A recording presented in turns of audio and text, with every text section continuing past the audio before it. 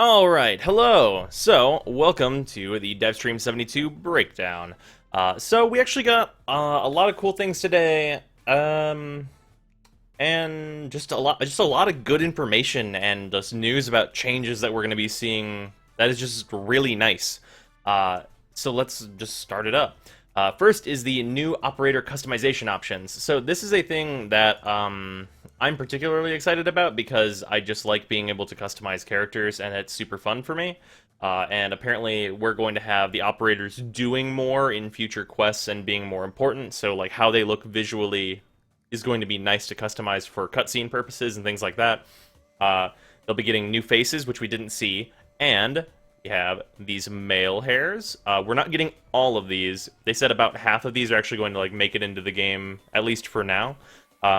But these are all like new and different, and they look nice. So whichever ones we get in the game will probably be pretty good, because these all seem to be of fairly good quality, except for on that row, the one on the far side. Don't really like that one. Other than that, I feel like I could get behind most of these. But yeah, those are the male hairs. And then we have the female hairstyles. And these are pretty... More than the male hairs, these are more varied, it looks like. And I would like to see these in the game, because that'll be rad. Because my operator is a female character, so I will actually be using these ones, or some of these. These are another of about half. So we'll get about half of these. Personally, I hope the one at the very top left there, hope we get that one. That one's pretty neat. Yeah, those are cool. And then we have the new operator accessories. So I'm not much for any of these. Like the eye patch, maybe, but probably not.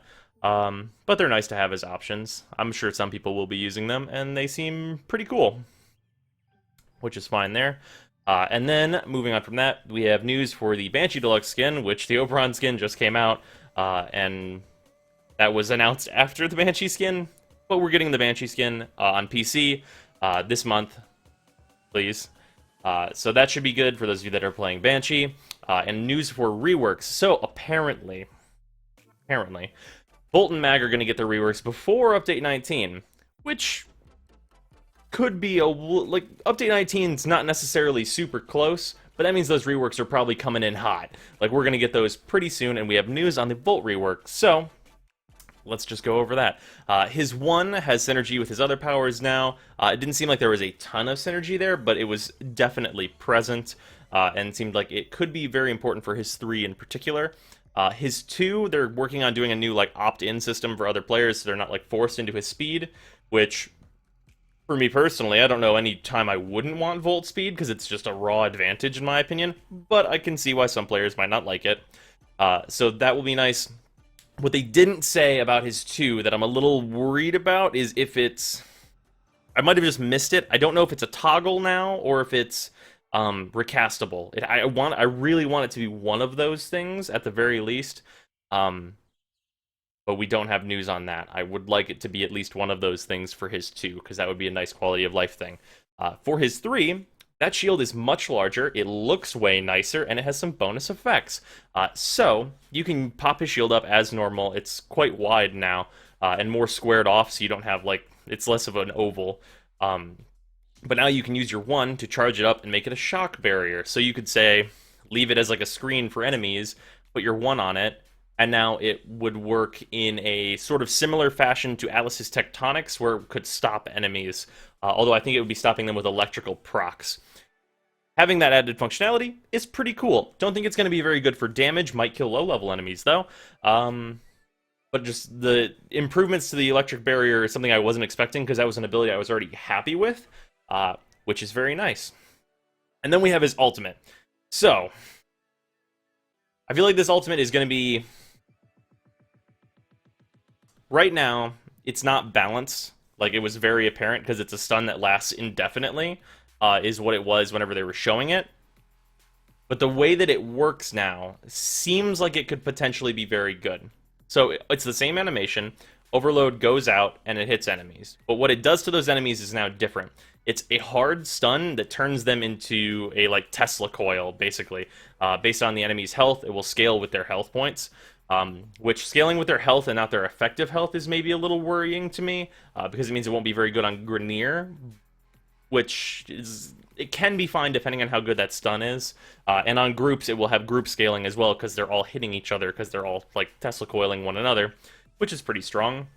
But basically, this is going to ground trace, and what that means is that you'll do the wave, and then it will get sent out, and it will go along the ground to find enemies, and they're going to be using like navigation pathing to hit those enemies. Which, if they're going to be using like the enemy navigation to like, if you're going to electrify enemy navigation on like where enemies are allowed to stand, it's probably going to be very, very consistent to hit a bunch of fucking dudes, which will be really nice. But it all comes down at like the end of the day to if that's a good stun. Like if its base like time that enemies are stunned is like, let's say they turn into a pylon for let's say the base is 10 seconds. With modding, that'll be a really nice AoE stun that you can get off. That will work well, I think. But until I see like the final numbers, I'm not 100% sure how I feel about it. But I think they're going to be just straight improvements anyway. Also, with the like pylon thing, the synergy with your one for that is whenever you have like turn them into like the coil, you will hit them with your one, and that will kind of charge them up and make them like start hurting themselves and other enemies more, which is maybe useful. Not sure how I feel about that one, but it seems like it'll be nice. And also his passive, which they didn't get to show off because it's not hooked up yet. Basically, the longer Volt is on the ground, it will start charging damage into his next attack. I don't know if it's only melee or if it's only some other, or if it's only like an ability maybe. But hopefully it's all things. It's like whatever your next attack is, because that'll make Volt's ability to do burst damage actually kind of unique. In that if you have, say, a sniper rifle or like a Lex Prime, you can open up his shield, which gives like bonus critical stats, shoot through that with your bonus from being on the ground, and like get like a head, like you can get a really insane number there, or at least I feel like you will be able to, which is going to be nice for Volt in terms of like his output of damage, which is already pretty good considering his shield's interaction with weapons. Yeah, my initial feeling from seeing what they showed off of the rework is that it's going to move Volt into an A-rank place where he will be played a lot more and will be a lot better. I don't know if he's going to be like an A+ like Excal is, but I think he's going to be up there with like, it's just an option. It's like, do you want to play Rhino? You want to play Excal? You want to play like Valkyr, this frame, that frame? Like all those A-rank frames are like, fuck it, just bring them wherever you want, do what you want to do, really, because there's not really any downside to playing them, and I feel like he's going to be up there. And then for passives in general, after we talked about that, passives pre-update 19, again, don't know if that's going to be for real. We're going to get passives filled out for all of the Warframes, which could change the meta a little bit, depending on what kinds of passives we see, because certain things on certain Warframes could take them to kind of like a higher level in a lot of ways. So I will probably be doing like a video, like whenever those passives drop, I will just be going over all of them and what that means for those Warframes. And I think that'll be really interesting to do. And then, very importantly, we're going to have some Mesa changes. So, Peacemaker is going to be scaling with weapon mods. We don't know what weapon mods, hopefully secondary mods, because that makes the most sense, because they're dual pistols is what she has. That, I think, is going to push Mesa into A rank just by itself, because the rest of her kit is already pretty strong, aside from her one being kind of meh at higher levels. I think that's going to be a big deal whenever Mesa gets those changes. They're going to change the stats on the Peacemakers proper before they do that, because just as like a balancing act, which I don't feel is actually like completely necessary, really, considering the cost of her ult, but we'll see what they do. I'm very excited for those Mesa changes, hopefully kind of pushing Mesa back into like a highly used Warframe, without her being like the meta for just look down a hallway and farm, or look in a room and farm, and make everything super easy and trivial. But all of those things seems great. They said that nothing has changed on Mag yet, because they were working on getting the Volt rework ready to be shown today, so that's fun. And then also Keladathame and Kavats. So they said this, but they seemed very unsure that that would also be pre-update 19. I'm just gonna say right now, don't hold your fucking breath for that. all that stuff being pre-update 19, I'd be super impressed, but like I don't think it's gonna happen. Like that would be awesome, but I don't trust that is something's gonna get delayed. Like I don't think we can have like both reworks, all the passives, Keladathane being done, Kavat's going in with their quests and stuff, like all of that. I feel like we're not going to get all of that before we hit update 19. Like something's going to be delayed until 19. Like maybe Kavat's or maybe Keladathane probably is what I'm imagining. But we could get it all, and then I'd be super stoked about it. It'd be awesome. And then we got some Starchart stuff. So Starchart 3.0, basically that unconfirmed video I did that we saw some stuff from Steve's Twitter. Basically all of that stuff is real. And my worries are kind of justified, it seems. So we have this, which is the kind of like main overworld map. This isn't the whole thing. It's just kind of like Madurai, Vazarin, like those are all the polarities, and there's 5 sectors. This is another one of the planets. Basically, like there are. Okay, so here they said some more worrying things. They said, Steve specifically said missions can occur,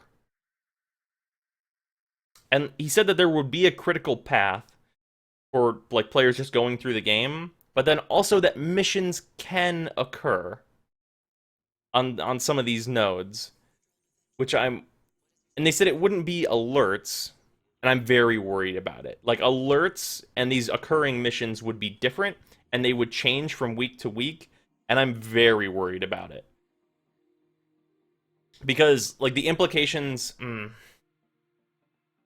They talked about it a little bit on the stream with like Draco and how like there will always be a loot cave. Metas will always exist. Things will always be optimal.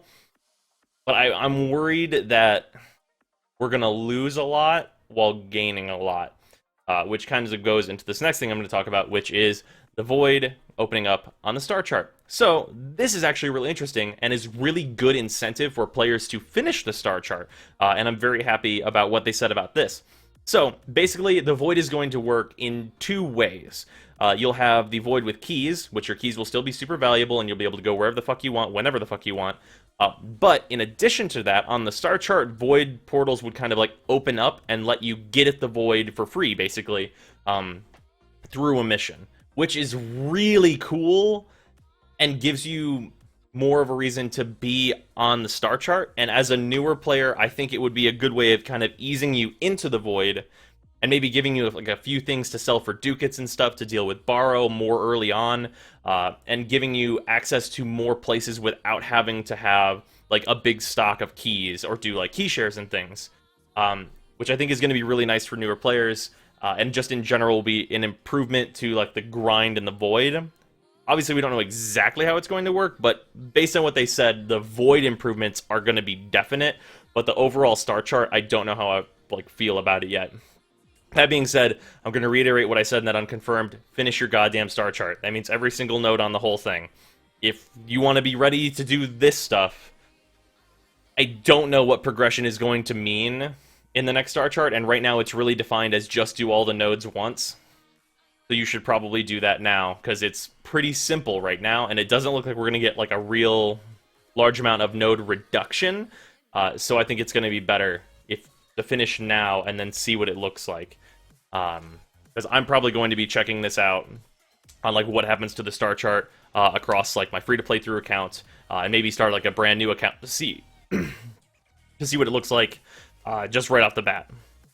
Because I think it's going to be really polarizing, again, what they're doing with the Starchart. Yeah, that's really interesting. Yeah. And then we have attachments. So they talked about this a little bit, and I don't think this is a thing that we can kind of plan for, but it's nice to hear about, and that's having attachments have individual colors for each individual attachment itself. So the example they gave was having, like, let's say you have an Ujjat Sindana, and you want, like, the actual scarf portion of that to be, like, bright red. But, well, if you do that right now, it turns other parts of your armor, like your shoulder plates and your leg pieces, also have a bright red part now. And that can be kind of not great for doing fashion frame things. That'll be a nice improvement. Honestly, if we get that, I'm probably going to make, like, a Strider Excalibur or something, because that'll be really rad. But yeah, that's pretty much everything that they talked about in Devstream 72, except, and I forgot to add this, for those of you that might want to see what their schedule is for all of the panels and stuff and conventions that they will be going to, we have this. So, this is all of the things that they're going to be attending. There is PAX Australia, like London, Ontario is at Comic-Con, New York Comic-Con, PAX East. PAX East is coming up really soon. There's going to be a stream from there that's going to replace one of their dev streams, I believe. And they said they're going to show a ton of stuff there. And then also, most importantly, TennoCon. So, I'm trying my absolute very best to figure out plans for TennoCon. Apparently, sales for that are going to go on in like the middle of the month. I'm gonna try as hard as I can to get that. But yeah, these are all the conventions that they're going to be going to. Let me make that a little bigger so it's a little more readable. Yeah, that's everything they're going to be at. So if you're near one of those places, if you're in Australia, maybe plan for PAX Australia. Don't know if there are still tickets for that and stuff. I don't even know if they've gone on sale because I'm not in Australia. But yeah, plan around those things. I know one of these is in the UK and such. But yeah, that's Devstream 72. A lot of good news. It's really nice that I looked at the Volt rework and I was pretty happy with it. I kind of expected there to be like something I really didn't like about kind of Volt or Mag. Like one or the other was going to be something that was kind of off, but it seems like they're both in a really good direction, which is awesome. So yeah, that is the Devstream 72 breakdown, and I will see you guys tomorrow. Also, there's no April Fool's joke today. Because it fell on a Devstream, I didn't think it was pertinent to do an April Fool's thing, because it's more of a serious day, with like a scheduled video, you know.